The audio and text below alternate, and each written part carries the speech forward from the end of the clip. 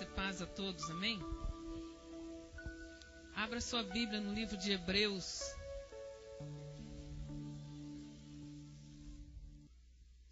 capítulo 6.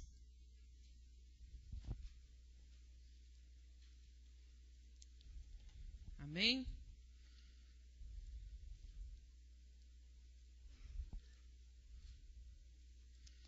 Ou melhor, vamos ler do 5, para você entender melhor o contexto.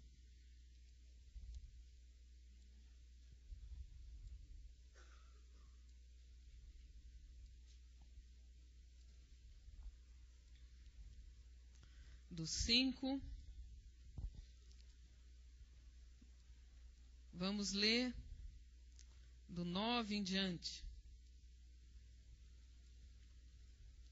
E tendo ele sido aperfeiçoado, veio a ser o autor da eterna salvação para todos os que lhe obedecem, tendo sido por Deus chamado sumo sacerdote, segundo a ordem de Melquisedeque. A esse respeito, temos muito que dizer, mas de difícil interpretação, porque vos tornastes tardios em ouvir. Com efeito, devendo já ser mestres, por causa do tempo decorrido, ainda necessitais de que vos torne a ensinar os princípios elementares dos oráculos de Deus, e vos haveis feito tais que necessitais de leite, e não de alimento sólido. Ora, todo aquele que ainda se alimenta de leite não está experimentado na palavra da justiça, porque é criança. Mas o alimento sólido é para o adulto, para aqueles que pela prática têm as faculdades exercitadas para discernir tanto o bem como o mal. Agora capítulo 6. Pelo que, deixando os ensinos elementares da doutrina de Cristo, prossigamos para a perfeição, não lançando de novo o fundamento do arrependimento de obras mortas e da fé em Deus, e o ensino sobre batismos e imposição de mãos, e sobre a ressurreição dos mortos e o juízo eterno. E isso faremos, se Deus o permitir. Amém? Vamos falar disso. Algo que é básico, algo que é elementar. Todo cristão, até o cristão bebê, recém-nascido, precisa aprender a respeito dessas coisas. Nós começamos aqui no capítulo 5. A respeito disso o quê? Ordem de Melquisedeque. O que é a ordem de Melquisedeque? É a nova aliança. É um nível superior ao nível do sacerdócio do Antigo Testamento. Ordem de Melquisedeque, resumindo, não dá tempo de falar sobre isso, é o reino de Deus na terra. É aquilo que nós oramos no Pai Nosso. Seja feita a vossa vontade, assim na terra como no céu. A Bíblia diz que para nós buscarmos antes de qualquer coisa, acima de qualquer coisa, que o reino de Deus seja manifestado. Buscar em primeiro lugar o quê? O reino de Deus e a sua justiça. E o que acontece?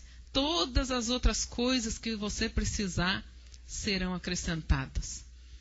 Ou seja, você vai experimentar o Jesus como seu pastor e bispo.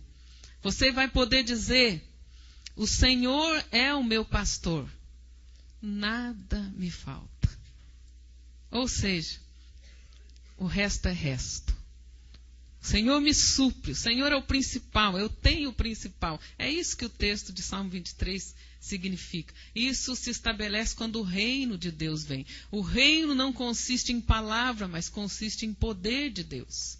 E para conhecer o poder de Deus, nós precisamos crer nas Escrituras, caminhar no tempo que recebemos o alimento, não ser tardio em ouvir. Para conhecer o poder de Deus, nós precisamos conhecer primeiro as Escrituras. Jesus falou: errais por não conhecer as Escrituras e nem o poder de Deus. O ensino, ele libera o poder de Deus quando você caminha naquilo que você está aprendendo. Quando nós não caminhamos naquilo que nós aprendemos, consequentemente nós não vamos conhecer o poder de Deus. E isso é erro, isso é pecado. Erro é pecado. É errar o alvo, a raiz da palavra. Então o Senhor nos traz um alerta. Examine. Você tem andado naquilo que você tem aprendido? Quanto tempo você está levando para pôr em prática aquilo que você aprende? Pelo tempo decorrido já era para ser mestre. Sabe o que isso significa? Significa que cada um de nós aqui, Deus espera que sejamos mestres. O que é mestre? Discipuladores. Ah, mas no livro de Tiago está escrito: não queiram muitos de vós ser mestres. Eu não quero ser mestre. Não é nesse sentido. Ele está dizendo: não queiram muitos de vós achar que sabe alguma coisa. Ele está dizendo para aquelas pessoas que se fechavam para o ensino, que achavam que já sabiam o suficiente e não precisavam que ninguém lhes ensinasse nada, ou seja, só eu ensino, eu não preciso aprender com ninguém. É para esses que ele está dizendo, é para esse tipo de mestre. Não queiram muitos de vós ser mestre. Porque o mestre, aquele que ensina, vai ser cobrado mais, está escrito na Bíblia. Mas nesse sentido de discipular a outros, no que eu vou discipular? Fala para o irmão: naquilo que você tem recebido. A Bíblia diz: caminhe à medida que você alcançou. E alcançou para Deus é a medida que você foi ministrado. A Bíblia diz que no dia do juízo, todos os que erraram vão apanhar. Está escrito na Bíblia. Mas vão apanhar mais aqueles que já sabiam e mesmo assim fizeram errado. Porque a quem mais é dado, mais lhe será cobrado. Então o Senhor nos alerta a andar, a caminhar naquilo que nós temos aprendido. Por quê? Porque define o destino da nossa alma. Define onde nós vamos estar eternamente. Não digo passar a eternidade, porque a eternidade não passa. Não é como as férias que você passou em algum lugar. Eternidade não passa. Eternidade, ou você estará com Deus eternamente, no gozo eterno com o Senhor, conhecendo cada vez mais ao Senhor, entendendo tudo que você não entendia aqui, vivendo na plenitude aquilo que Deus planejou antes da fundação do mundo, junto com Jesus, com Deus Pai.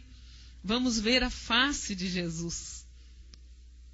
Irmãos, eu estou adorando muitas vezes e a presença dele é tão forte que a impressão é que eu posso tocá-lo. Não sei se alguém já sentiu isso. É tão forte, mas nós não sabemos ainda o rosto dele. Nós não sabemos, mas naquele dia nós vamos conhecê-lo face a face. Olha que coisa maravilhosa.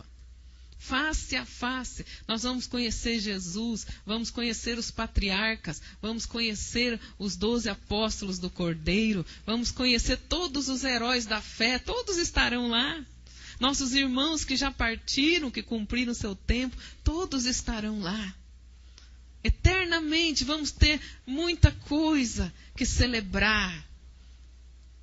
E vai ser tremendo. E quem não for para a glória do Senhor, para o céu, vão ficar eternamente no tormento, no sofrimento. Por quê? Por causa dos seus pecados? Por causa das suas iniquidades. Iniquidade é aquilo que você já sabe. E mesmo assim, você continua fazendo. Ninguém precisa ir para o inferno, sabiam disso? Se o mundo inteiro hoje, agora, nesse momento, se arrepender dos seus pecados, o sangue de Jesus é suficiente para perdoar o mundo inteiro. Todos os que estão vivos, todos os que ainda vão nascer, o sangue de Jesus é poderoso para perdoar toda a humanidade. Então só vai para o inferno, só vai para a condenação eterna quem rejeitar esse sacrifício de Jesus. A Bíblia diz